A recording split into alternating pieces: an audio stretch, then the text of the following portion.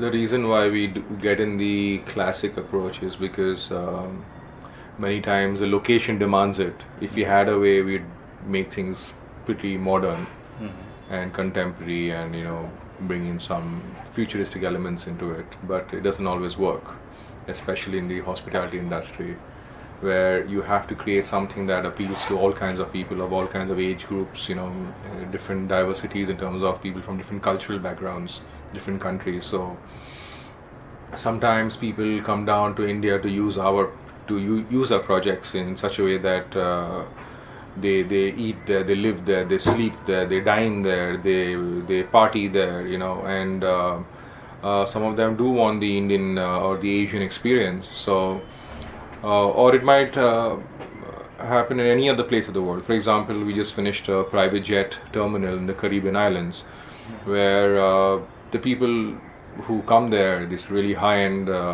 clientele, people who own their own jets, private jets. Now they're coming flying from New York, from London, from Moscow, from Paris, from Miami, from Sao Paulo. Now these guys who are coming there, they do want the Caribbean experience. Now I cannot possibly enforce a modern New York or Miami style architecture in that space. So we do try to bring in certain fusion elements into their style of architecture. Like what we did here in the Caribbean islands is that it's on the island of St. Kitts in the British West Indies. It's one of its kind, and what we did was there was a bit of a Thai Asian influence in a Caribbean style building. So in fact the whole insides of the building was made in Thailand, and we just went there and we assembled it. Even the architecture is kind of straight line, but it does have Caribbean influences. So similarly, now say for example the Jaipur Marriott that we did not take the palace approach which all the hotels out there had. A Western tourist would love to have the classic palace approach, but then we realized that such hotels do not do very well for rest of the year. They do very well in the tourist season, they're killing then, but the rest of the year it's pretty much a drought situation there. At the same time, we realized that Jaipur has a huge amount of new wealth that has flowed in. The younger generation has studied abroad, they've seen the world, they go to party in Bombay or Delhi. They do not have any watering hole in Jaipur for themselves. So we thought that instead of making a classic looking Indian style building, we can bring in Indian elements like the local materials, certain art pieces here and there, but the architecture essentially and the interior is essentially modern. But at the same time, it does not feel completely out of place because the materials are local. It's all sand colored stones, and there are local stones which we use to make sculptures. There are certain Jaipur screens that we used at certain places within the project. Certain local art elements, certain architectural elements, but all this in a minimal way. But essentially the space is modern. Now, what happened was that this became very, very successful because the gamble we paid off, because now it's become the watering hole for the local Jaipur crowd. So the bar is rocking, the coffee shop is rocking. You will find people having sushi, sashimis, beef steaks and stuff, which they normally never have in their own homes. So it's become a big hangout place for the weekend. So the F&B spaces are doing extremely well, even during low season, because we catered it not just to the tourist crowd. And of course, the tourists who come in during the winter months, they also at home, because there are local elements, there are natural colors and stones and fabrics that we've taken from locally inspired materials.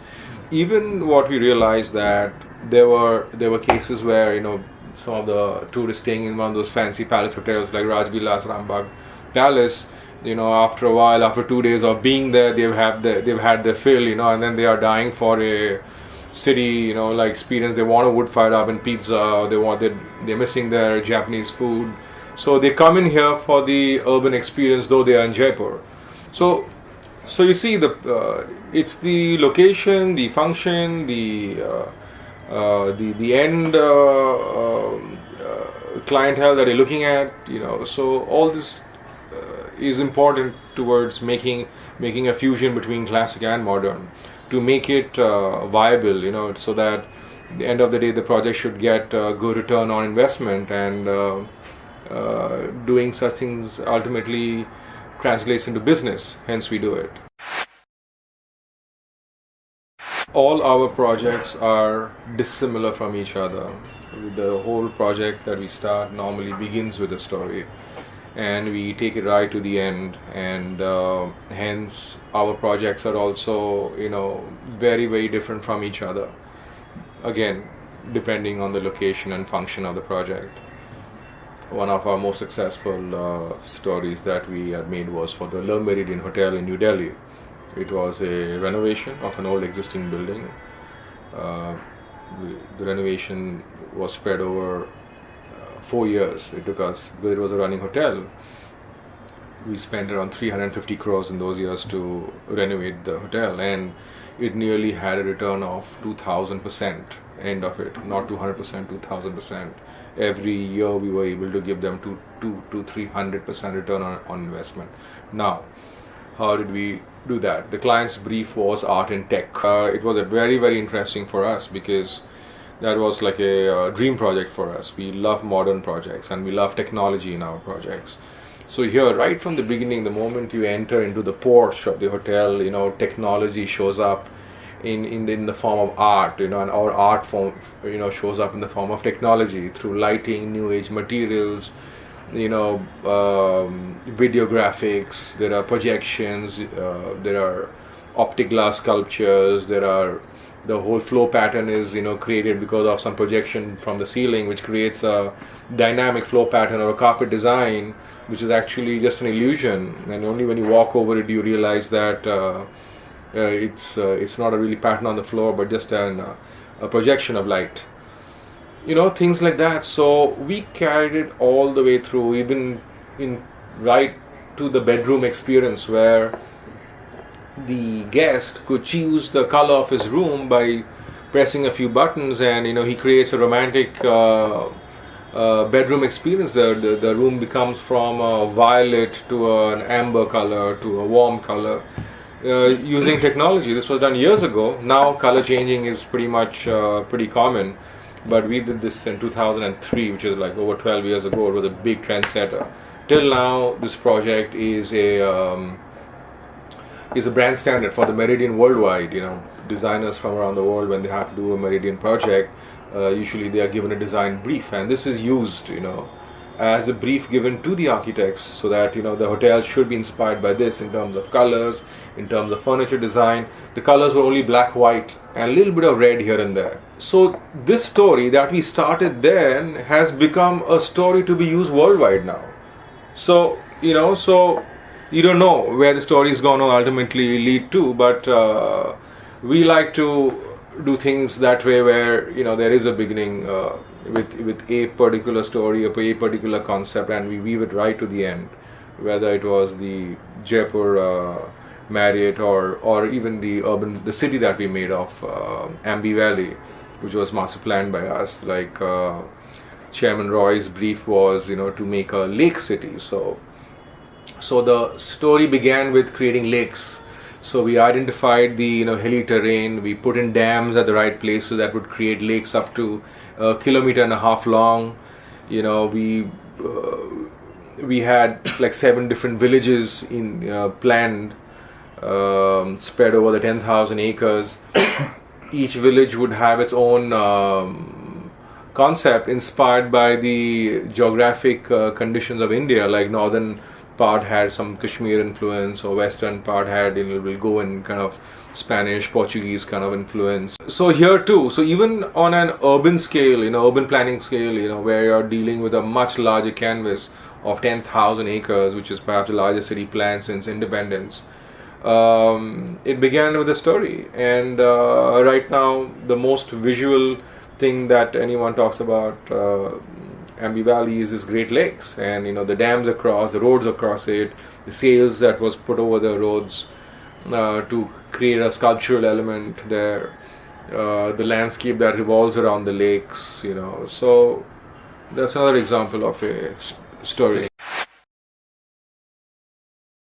India, I think it's more about Bollywood and cricket, and every other profession is not important. It's a crazy thing that I see in our country. Like it's people have this, they're starstruck, and even with the smallest person, from a television serial will have more fan following, than a profound designer or a politician or someone who's doing something good for the country. It's not respected, but over there it's a highly respected profession, and even the clientele and the end users are highly evolved over there. They know the subject pretty well, so sometimes when you're dealing with them, the amount of interaction we have with them is far higher, and they always come up with very good, valid suggestions when we're discussing designs and planning with them. The fun of working in those environments, I find them to be much easier to deal with the people there in terms of the clients as well as the construction process. It's I would say it's always a big, pleasant experience for us, and hence we are chasing international projects, and we are doing work around the world, from east to west, from US, Caribbean islands, UK, in China, then Indonesia, Nepal, Nigeria. So in most of these international places, except China, we've had a pretty good experience, where the clients have been really nice to work with, and they have a lot of respect for architects. We've had absolutely no issues with them. The clients there, they respect the architect's suggestions. Very seldom are our designs not diluted. There is no retrofitting stuff into our design concepts, and invariably what we had thought of is what gets executed. It's not like we don't have projects like that in India. There are nice clients here too who listen to us and do it, but there's a large chunk who don't. And somewhere down the line, what we start with and what the end result is, there's a huge gap between where we started and where it ended. It's solely because of the client's perception towards the design. Many of them are totally driven only by economics. They are not really bothered about the respectability of what the project does for them, or how it feels, how it looks, how it's going to last for the next many decades. It's a very short-term approach. All these short-term approach projects, they usually are short-lived. They make their quick bucks, they get out of it, but in the end, I see them getting cursed. Most of the so-called Khandani Indian builders and operators they do a good job. They understand the value of giving quality and in terms of construction technology as well as design, and hence they are the big boys in the industry. There are many others, fly-by-night operators. They get stagnant after a while. They are not able to build up that respectability because they're not working hard enough. Because making a good project is not easy. It does not come effortlessly. There is a huge involvement of the architect and the owners and their project department. There's a lot of high involvement. It's just not a business of trading where you make quick bucks and you make something quickly and you sell something you buy something at A and you sell it at B. But that's what I see. Most of these large chunk of projects in India are where it's mainly sold only on paper and through 3D graphics and 3D views being shown, plans and drawings. But when it comes to actually handing over those projects, they'll land up looking very, very dissimilar, and many times the buyers are extremely disappointed. So there's a lot of evolution still required by our Indian market, which is one big thing to learn from them. You do not see this kind of stuff happening in developed nations. They do have an integrity that is shown in all aspects of their projects, from the smallest pipelines, for water, to the heating insulation, to the, even if it's a simple tile, a ceramic tile on the floor, it'll be a quality one. It'll not be some cheap stuff from China that's going to fade away or break up in a couple of years. That's one of the most important things that I can think of. Point 2 would be there in design, especially for our kind of work. They realize the value of creating an overall environment. They're not just selling a flat or a building or a hotel room. They sell a whole experience, and it starts right from the gate. The moment you enter, say, a building complex or a gated community or a resort. Most of our buildings that you see, the middle class housing that we have here, the affordable housing, they're just blocks of buildings on a flat piece of land with some road to connect them, and that's it. It does not really cost much to create that nice landscape and recreational facilities, some lighting, certain sensitive stuff towards creating a more livable environment. It's just a question of attitude, and this is something we got to learn from the West. Even countries like, say, China or Singapore, Thailand, create wonderful environments for there, and these apartments land up being much more cheap, in fact, more affordable than what we buy here. And how are they able to do it, especially knowing that the standard of living is much higher there, the salaries are much higher, materials are more high, labor is more expensive, but they deliver. It's a question of attitude. That's something else that we should learn from them. Professional ethics, not just towards the architects, but towards all the people involved in the project. There is a large number of projects where I see it happening even all the more now, where even if the projects, the owners do not have the bandwidth or the money, the resources to pay them, they get the work done from various contractors, agencies and all, and then then there's a big thing where all these guys have to chase them for their money, for what they've done, and it's a huge problem in the market. I see so many of my contractors, and I feel so bad that they've done the project, and they kind of come crying back to us that we spent so many crores and so much is outstanding with us. Could you please help us get the money out from our clients? And we get into a real fix. These things are unheard of in other countries. You should learn to play within your means. Or don't do it. Right. It's kind of sinful to do that. We like doing hospitality projects, so we concentrate more on doing them, and we enjoy doing them more than other kind of projects. It's a form of design expression that allows you far more creative freedom than the other functional projects, like residential buildings or a hospital or an office building, for example. This is where many of our fantasies come. We are able to live it, and we like to create fantasy spaces.